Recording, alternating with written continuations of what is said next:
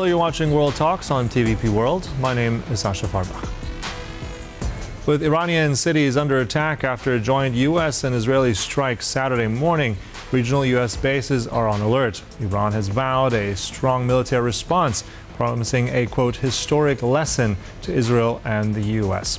There are already reports that U.S. bases have been targeted around the Gulf. We're now joined by Elias Aghili Dehnavi from Adam Mickiewicz University to analyze what this means for regional security, ongoing nuclear talks, and the broader international implications. Good to have you with us on TVP World.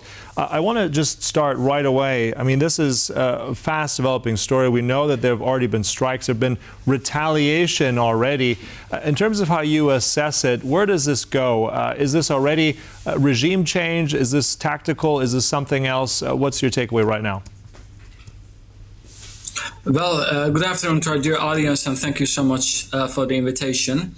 I can't agree more with you regarding the dynamics of change and developments in the region. I mean, we are now dealing with a very developing regional phenomena. To address your fundamental question regarding the nature of this attack, I should confess that, yes, this is a regime change scheme. So for the first time, after all this regional change and regional chaos that we've been witnessing, this kind of attack has a total political nature.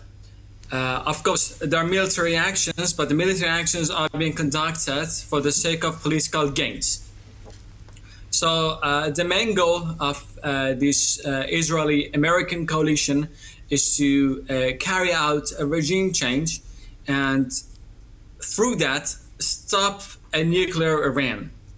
There have been attacks from the early morning, and more than 10 cities in Iran have been attacked, and the Islamic Republic has attacked the American bases in more than 4 Persian Gulf countries, including Kuwait, Bahrain, Qatar, United Arab Emirates, and there have been unconfirmed attacks in Riyadh, the capital of Saudi Arabia. Islamic Republic has also launched 35 ballistic missiles attack toward Jerusalem and Tel Aviv.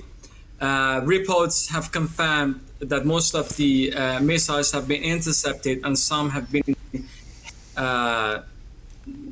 unpopulated lands in Israel. Mm-hmm. And also, one thing that's still, as we said, is developing. We've heard from some experts that also this is quite a serious long-term operation. We're still not sure how long this will take. We know the facts on the ground so far are limited, but we know these strikes, as you mentioned.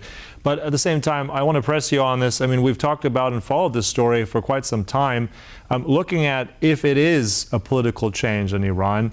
In your sense, who would take those reins? I mean, there's been a history element that coming in with a leader from the West or placing someone there didn't work out so well. What do you sense here? What are the, let's say, scenarios on who could take power once this all settles? Well, this is a very challenging question because all the sources are now focused on the current military and political dynamics in the region. Speaking from the people's perspective, there's been chanting on the streets in Iran and also in other countries, including Germany, Canada, United States. Here in Poland, in Warsaw, 99% of the people are chanting the return of the prince in exile.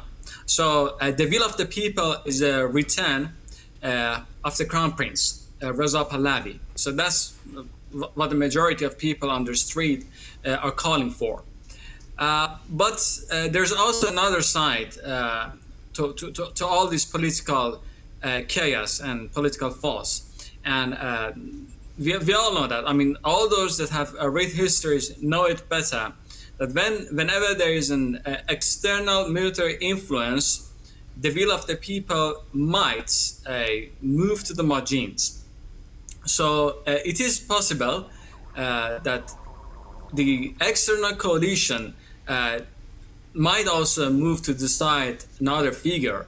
So it is not 100% guaranteed that the crown prince in exile might be chosen. So, as I said, there are two narrations. People's narration and people will and people want that's been chanted for the past month, and also the will of the coalition. So we have to really wait and see. Mm-hmm. Also, let's get the reaction as well. I mean, we have various governments in Europe, across the world, really already taking some stance on what's been going on. I just want to point out, for instance, one, the European Union has called for restraint. At the same time, we have others in Europe, for instance, from the Czech Republic and our region here in CE, saying they support what's going on by the strikes. What is the European dimension here? I mean, the European policy in general has shifted. How do you see them, let's say, take shape and be part of whatever the transition this is, and let's say perhaps even be now targets of any retaliation, if at all? Well, I've listened, to the TVP Express this morning talking about the Brussels signaling for restraint and diplomatic negotiation, but I don't really think that this is now the time for, a real diplomatic negotiation, because we're now dealing with war and now we're dealing with geopolitics. I don't think that's a stage that now we are leaving or now we are witnessing diplomatic negotiations. I don't think that they might do any work at the moment, because I've lived in that region, I've lived abroad, and I've talked to different scholars from different regions, and diplomatic negotiations are for time when there is no geopolitical or no military actions are going on. So we cannot expect the different parties involved to have constructive diplomatic negotiations. And it is also possible that the chain of command in Iran collapse sooner or later. So how can we expect the diplomatic signals to be received in Tehran? I mean, who is there to receive these diplomatic signals if everything stays in control? So I don't think that at the moment the involved parties, at least for this week or till the coming weekend, listen to any diplomatic signals to restrain, because the Islamic Republic has also launched attacks. The Persian Gulf countries, and Saudi Arabia has announced its full support for the attacked countries. So I don't think that the Kingdom of Oman would like to repeat this role of negotiation or peacekeeping role, because now its neighbors and its allies have been attacked. So it's a little bit risky for that country to intervene. Mm-hmm. Let's also focus on the region. This is a very complex area. As you said already, there have been some strikes as well that we're hearing in the region. This is also in the UAE. We're hearing also there's a civilian casualty. Various reports also in Bahrain, as you mentioned also. Various things that are in play right now. The role of, let's say, Saudi Arabia. What's Saudi Arabia's position in all this? Turkey, for instance, also a different interest in the region. Russia, all these different forces. And then also I want to ask you quickly, what about the ethnic mix in all this? Iran is not just one grouping, isn't it? There are also, for instance, the Kurdish in the northwest. How much is that going to impact the next few days and hours? Well, let's start by Saudi Arabia. Saudi Arabia, looking back at the previous month, we saw that Saudi Arabia was a strong defender of the status quo. They had negotiations, they had talks with the with the Islamic Republic diplomats, stating that we are against the use of our territory to attack Iran, and we don't want any war, because any war in this, any war here at the moment will be a regional war. So the Saudis didn't want any sort of regional war, and we all know why. And this is 100% linked to the security of energy and also to their prosperous economic condition. Turkey, on the other hand, is a supporter of the Iranian regime while keeping its rivalry nature. But in a general term and in a broader term, the government in Ankara wants a stable regime. because they kind of bear the same ideology when it comes to geopolitical change. And we remember that it was the Islamic Republic that supported Recep Tayyip Erdogan when there was a coup in Ankara and Istanbul against his government.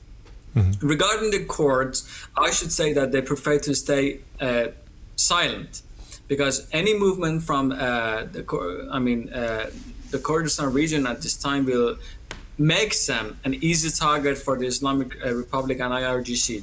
Whenever there is a political chaos or a movement, military movements like that, IRGC attack the bases. So for the time being, they prefer silence. Mm-hmm. All right.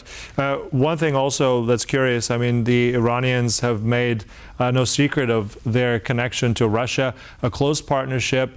We saw those naval drills recently, I mean, perhaps just for show, but also supplying, for instance, supplying those Shahed drones to Russia, which then the Russians deployed very actively against civilian targets in Ukraine. Tell us about this dynamic. How much of this is now going to be affected by what's happening with these strikes this morning? Well, I apologize. I forgot to mention Russian role while I was talking about the other actors. Of course, Russians won't be 100% happy if regime change takes place in Iran, because they've been using the Islamic Republic resources to advance their unfair, unjustified war against Ukraine.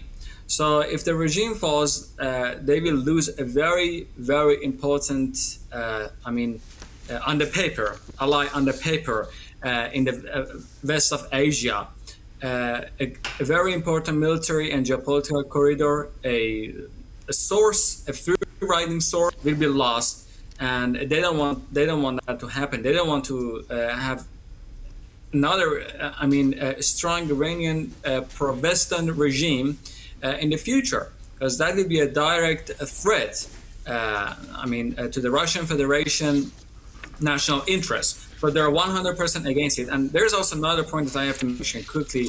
Russians are not good allies. History has proven that they cannot be trusted and they cannot be relied on. All right, just one quick comment still. In the next 48 hours, Elias, where do you see the situation go? Well, most probably we'll see a rise of escalation, 100%. Iranians will continue launching their ballistic missiles. They will try to use their hypersonics most probably in order to gain some relative gains, in order to show, to their internal supporters that we're doing something, we are retaliating, and that the Americans will be involved more. They will use their they will use their aircraft carriers in the Persian Gulf to continue their targeted attacks.